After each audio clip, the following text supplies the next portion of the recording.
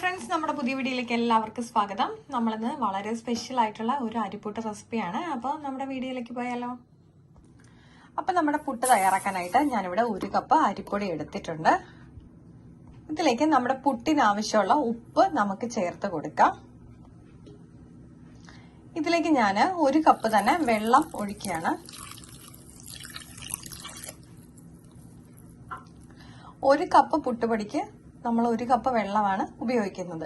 ഇനി ഇത് നമുക്കൊരു 10 മിനിറ്റ് മാറ്റി വെക്കാം. നമ്മൾ വീട്ടിൽ തന്നെ പൊടിച്ചെടുക്കുന്ന പൊടിയാണെന്നുണ്ടെങ്കിൽ ഇങ്ങനെ മാറ്റി വെക്കണം എന്നില്ല. ഇതിപ്പോ ഞാൻ പാക്കറ്റിൽ വാങ്ങിച്ചുകൊണ്ടാണ് ഇങ്ങനെ മാറ്റി വെക്കുന്നത്. നമ്മുടെ പുട്ടിന്റെ പൊടിക്കകത്തോട്ട് നമുക്ക് കുറച്ച് ക്യാരറ്റ് ഗ്രേറ്റ് ചെയ്തും അതുപോലെ തന്നെ കറി ലീവ്സ് അരിഞ്ഞെടുത്തും കൂടെ ആഡാക്കി കൊടുക്കാം. നമുക്കിനി ഇത് നന്നായിട്ട് നനച്ചെടുക്കാം. നമ്മുടെ പുട്ടിന്റെ പരുവത്തിനായിട്ട് നനച്ചെടുക്കാം.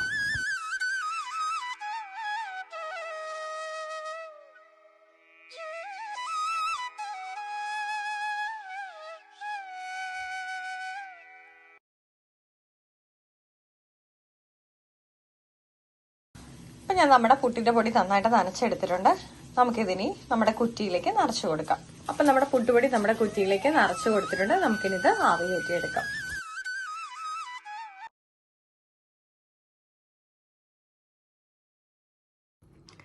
അപ്പം നമ്മുടെ വളരെ സോഫ്റ്റ് ആയിട്ടുള്ള അരിപ്പുട്ട് ഇവിടെ തയ്യാറായിട്ടുണ്ട്. അപ്പം എല്ലാവർക്കും ഇഷ്ടപ്പെട്ടിട്ടുണ്ടെങ്കിൽ ട്രൈ ചെയ്യാൻ നോക്കണം.